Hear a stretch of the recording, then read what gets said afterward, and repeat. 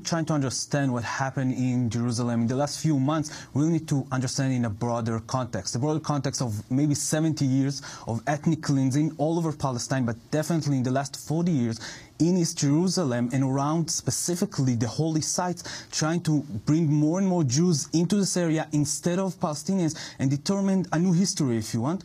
A new history when you cannot divide Jerusalem because Jews were always there in the old city and around these holy sites. So from this situation, the end goal is to make Palestinians leave Jerusalem. And we're trying to oppress them so much. And this is our goal. When I was in the army, in the police, in Jerusalem, the goal is to make people's life miserable. When we're in the army, they're trying to tell us that to do that, we're doing it for the fact that they will not act in terror attacks. So we need to make their life miserable so they will be afraid all the time and they will not have time to plan terror attacks. It's of course ridiculous. The end goal in the end that make them want to leave also made them want to do crazy things, like attacks on Jews and on Israelis. The second context I will talk about, I think it's important to talk about, is the last 10 years. Since the second Intifada, the end of the second Intifada, that was very bloody for both sides, the Palestinian society decided to act in non-violent acts, trying to go to the UN, like Amir Haas has mentioned, going to the UN, promoting BDS, Boycott, Divestment, Sanction movement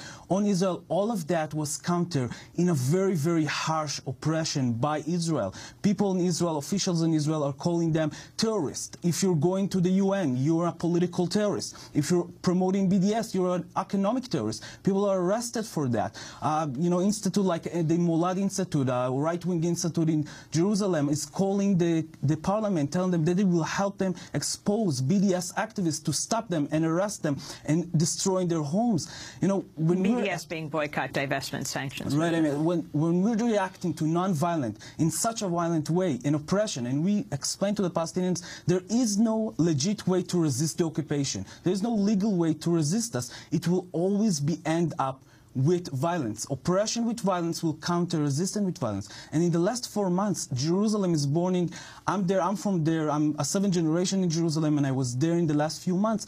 Jerusalem is burning since the beginning of the summer, and of course since the killing of Mahmoud Abbas, that, by the way, one of his killing that burned him to death in July was from Har Nof neighborhood. So the tension is always there, but the media was not always there, and the attention was not always there.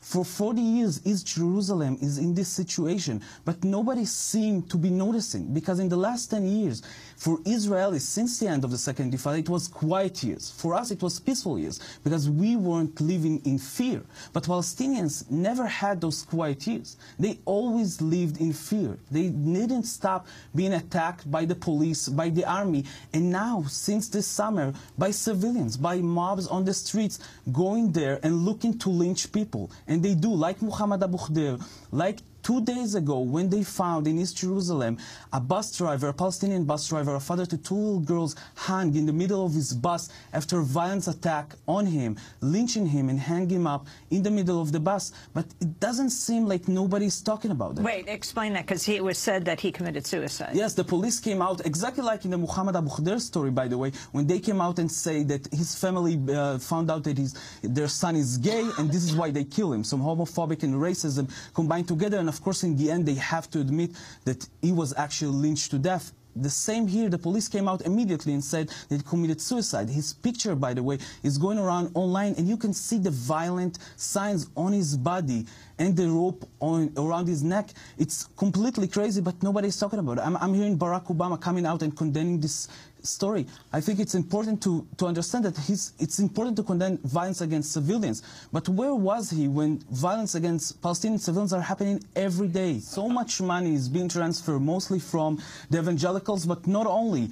Weapon companies that fuel this government, lobbyists of weapon companies that fuel this government, and a lot of right-wing Zionist movements in this country is actually being fueled to the settlement movement in East Jerusalem, all over the West Bank, and to the right-wing parties in Israel. In a lot of ways, the U.S. controls completely the political situation in Israel. Like Professor Khalidi just mentioned, the political atmosphere is extremely violent and fascist. And the United States not only enabled that, it's backing it up with money and with support.